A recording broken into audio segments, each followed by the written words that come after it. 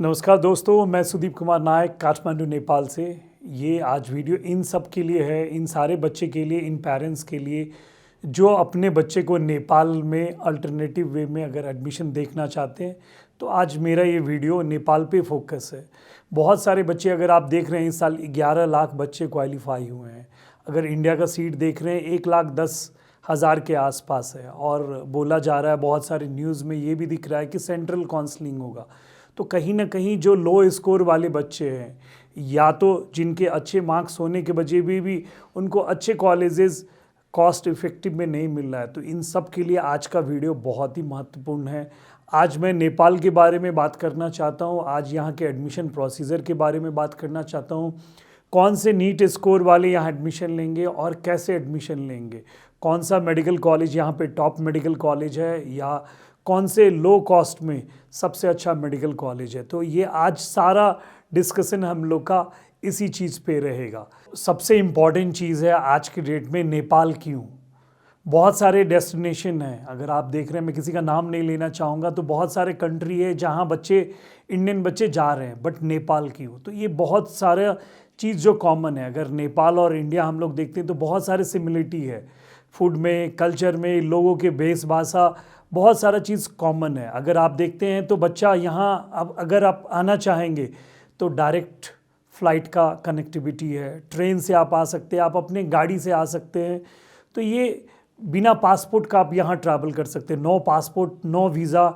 यही एक कंट्री होगा नेपाल की और इंडिया में जहाँ आप देखेंगे ओपन बॉर्डर है। 1950 की जो ट्रीटी के हिसाब से सारा जो डिग्री भी इक्विवेलेंट डिग्री रिकॉग्नाइजेशन रहेगा, यहाँ का जो डिग्री वहाँ पे रिकॉग्नाइज होगा, नेपाल का डिग्री इंडिया में रिकॉग्नाइज होगा।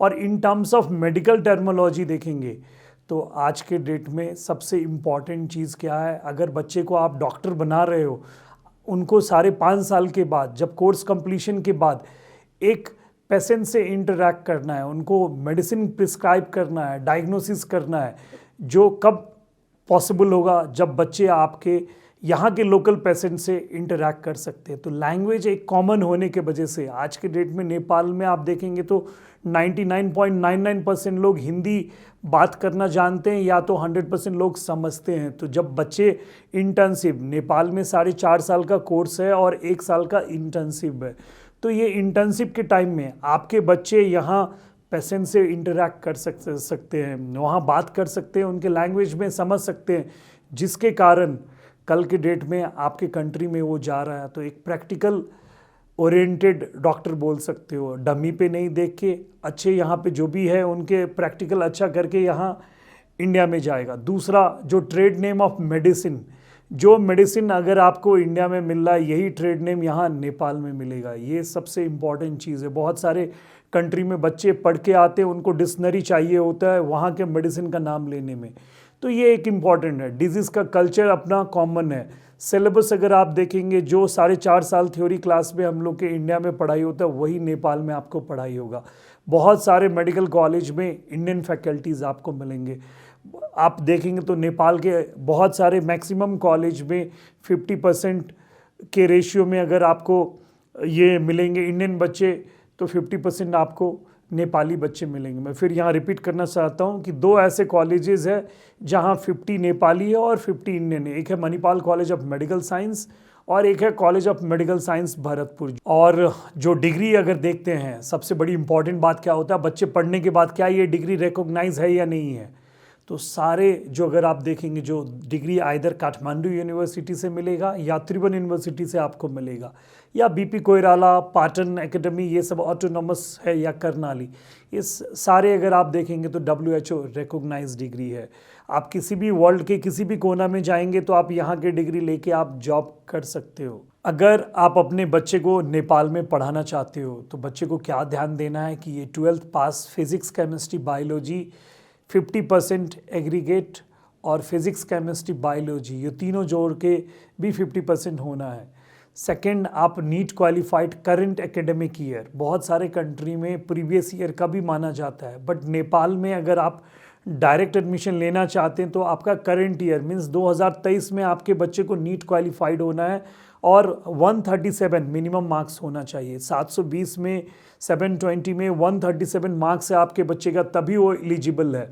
अगर वो 107 है या 110 है या ओबीसी SC ST कैटेगरी है, इन सब बच्चे के लिए डायरेक्ट एडमिशन नहीं है। मैं फिर रिपीट करना चाहता हूँ, 50 परसेंटाइल 137 ही सिर्फ एलिजिबल मार्क्स है। इनसे नीचे या जो प्रीवियस ईयर के नीट क्वालिफाइड है या नॉन नीट क्वालिफाइड बच्चे अगर नेपाल में एडमिशन लेना सोच रहे हैं, उनके लिए नेपाल गवर्नमेंट खुद की एग्ज़ाम लेती है जिसको हम लोग बोलते हैं MEC medical education commission BL bachelor level exam. उसमें बच्चे को आके एग्ज़ाम देना है और वो एग्ज़ाम देने के बाद क्वालिफाई होने के बाद ही वो एडमिशन ले सकता है। फिर मैं इसका समरी करना चाहता हूँ, ये बहुत इंपॉर्टेंट चीज़ है। अगर आप नेपाल में एडमिशन लेना चाह रहे हैं तो फिज़िक्स केमिस्ट्री बायोलॉजी में 50 मार्क्स देना है। एज का 17 एंड अबव होना है आपका। थर्ड वन नीट क्वालिफाइड 137 2023 में होना है। बट इन सारे बच्चे को जो भी एडमिशन नेपाल में लेना चाहते हैं, इनको यहाँ एक एप्लीकेशन फॉर्म भरना होता है MEC का। जैसे आपने इंडिया में नीट का फॉर्म भरा है, उसी तरह आपको कंपलसरी है कि मेडिकल एजुकेशन कमीशन का आपको फॉर्म फिलअप करना है। तो मैं फिर से रिक्वेस्ट करना चाहता हूँ कि अगर आप नेपाल में एडमिशन लेना चाहते हैं, 137 देखेंगे 2023 में है या नहीं है वो चेक करेंगे। दूसरा MEC का फॉर्म फिलअप करेंगे। अभी डेट नहीं अनाउंस हुआ है, बट अभी से ही आप प्रोसेस ये सब आगे बढ़ा सकते हैं। क्या डॉक्यूमेंट्स चाहिए, कैसे फॉर्म भरना है, ये जब फॉर्म आपको पब्लिश हो जाएगा उस टाइम में मैं नए वीडियोस के साथ आपको सामने आऊँगा। नेपाल में टोटल 5 यूनिवर्सिटीज़ है। एक है काठमांडू यूनिवर्सिटी, त्रिभुवन यूनिवर्सिटी, BP कोइराला, पाटन और कर्णाली। इसमें से आप देखेंगे तो 2 यूनिवर्सिटी है जो कैंपस एफिलेट करती है। एक है काठमांडू यूनिवर्सिटी जिसमें से 10 एफिलेटेड कैंपसेस है, और त्रिभुवन यूनिवर्सिटी जो 6 मेडिकल कॉलेज को एफिलेट कर रखा है। इन सब में भी अगर हम लोग देखते हैं तो काठमांडू यूनिवर्सिटी थोड़ा लोग ज़्यादा पसंद करते हैं इंडियन बच्चे के बीच में, क्योंकि ये थोड़ा फ्रेंडली है। इनका सिलेबस देखेंगे तो इंडियन स्टैंडर्ड में है, तो जनरली प्रीफरेंस काठमांडू यूनिवर्सिटी का रहता है। हाँ, काठमांडू यूनिवर्सिटी के कॉलेजेस फुल हो जाने के बाद ही बच्चे त्रिभुवन यूनिवर्सिटी का लेते हैं, क्योंकि एग्ज़ाम का पैटर्न, जो क्वेश्चंस रहते हैं, क्वेश्चन आर, ये सब देखेंगे तो थोड़ा हट के है काठमांडू यूनिवर्सिटी का। काठमांडू यूनिवर्सिटी में भी सबसे ज़्यादा जो लोग पसंद कर रहे हैं वो है Manipal college of medical science. ये पुराना नाम है, ये नेपाल का पहला प्राइवेट मेडिकल कॉलेज है। जब मणिपाल ग्रुप जो इंडिया में, उन्होंने यहाँ पे इस्टेब्लिश किया था 30 ईयर्स बैक। यहाँ Manipal college of medical science Pokhara बोल के एक शहर है, आप जानते होंगे। अगर आप नेट पे गूगल पे देखेंगे तो मिनी स्विट्जरलैंड माना जाता है। नेपाल का एक बहुत ही सुंदर शहर में से एक है पोखरा, जहाँ पे Manipal college of medical science है। MBBS MD DM सारे कोर्सेज है यहाँ पे। अगर आप देखेंगे जो इंफ्रास्ट्रक्चर 110 एकड़ के आसपास में फैला हुआ कैंपस है। मुझे लगता है इस लेवल का कैंपस बहुत सारे स्टेट में ऐसा नहीं होगा। जिस लेवल का इंफ्रास्ट्रक्चर बना हुआ है, जिस लेवल के यहाँ पे जो आप देखेंगे क्लासरूम के साइज़ या लैब, लाइब्रेरी, सारे वन ऑफ द बेस्ट माना जाता है नेपाल में। हाँ, बट यहाँ क्या है, एडमिशन मिलना थोड़ा टफ है। 100 सीट होते हैं नेपाल में, किसी भी मेडिकल कॉलेज में 100 से ज़्यादा सीट नहीं है। 100 में से 50 नेपाली बच्चे के लिए रिजर्व है Manipal college of medical science में। बाकी जो 50 है फॉरेनर के लिए। इस फॉरेनर में 10 लगभग श्रीलंकन बच्चे होंगे, 4-5 आपको NRI बच्चे आ जाएंगे, और जो 35-37 बच्चे बचे वो इंडिया से रहेंगे। तो अगर आप Manipal college of medical science देख रहे हैं तो अभी से ही आपको करना होगा, नहीं तो आपके एडमिशन्स यहाँ हो सकता है नहीं मिल पाए। दूसरा college of medical science Bharatpur. ये कॉलेज भी उसी टाइम में, मणिपाल के टाइम में ही इस्टेब्लिश हुआ। आज के डेट में जो इंडियन मैनेजमेंट के साथ जो बचा हुआ कॉलेज है, तो एक college of medical science Bharatpur है। यहाँ पे भी अगर आप जाएंगे तो पर डे OPD आपको लगभग 2000 के आसपास मिलेगा। ये बहुत सारे बच्चे का पहला चॉइस भी है। मणिपाल अगर है तो साथ साथ कॉलेज ऑफ मेडिकल साइंस, तो ये भी एक अच्छे कॉलेजेस में आपको माना जाता है।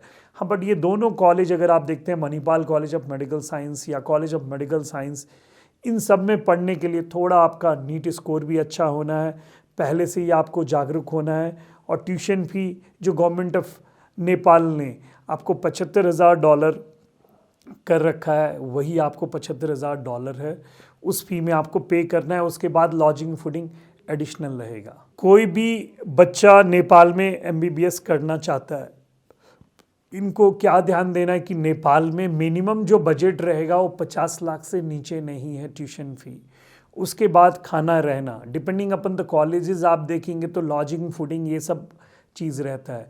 तो मिनिमम 55 लाख रुपीज़ आपको एक बजट बनाना है और मैक्सिमम 65 के रेंज में आपको जाना है, जिसमें आपका ट्यूशन फ़ी, लॉजिंग, फूडिंग ये सारा चीज़ कैलकुलेट रहेगा। ये ट्यूशन फ़ी 3 इंस्टॉलमेंट में पे करना है। नेपाल गवर्नमेंट का रूल है कि 33% आपको पे करना है। उसके बाद पहला साल का hostel, on an average 19-20 lakh रुपए इंडियन करेंसी आपके पॉकेट में होना है। ये 4-5 महीने का टाइम है आपके पास, पैसे अरेंज कर सकते हैं। और आपको एडमिशन्स चाहिए तो अभी से ही आपको कॉलेज विज़िट करना होगा, एक रिजर्वेशन करना होगा, जिससे आपके पास क्या रहेगा, एक सारा आप लाइन आप क्लियर कर सकते हो। दूसरा चीज़ मैं आपको फिर बताना चाहता हूँ कि नेपाल में लिमिटेड सीट है। टोटल फॉरेन सीट्स देखेंगे तो 580 के आसपास है। और आपके जो देखेंगे पॉपुलेशन, जो बहुत सारे इंडियन बच्चे जो बाहर जाना चाहते हैं उसका रेशियो ज़्यादा है। सो अगर आप नेपाल देखना चाहते हो तो अभी से ही आप प्लानिंग करें, अच्छे कॉलेज प्लान करें। आप विज़िट करना चाहेंगे, हम लोग फुल टाइम यहाँ पे है।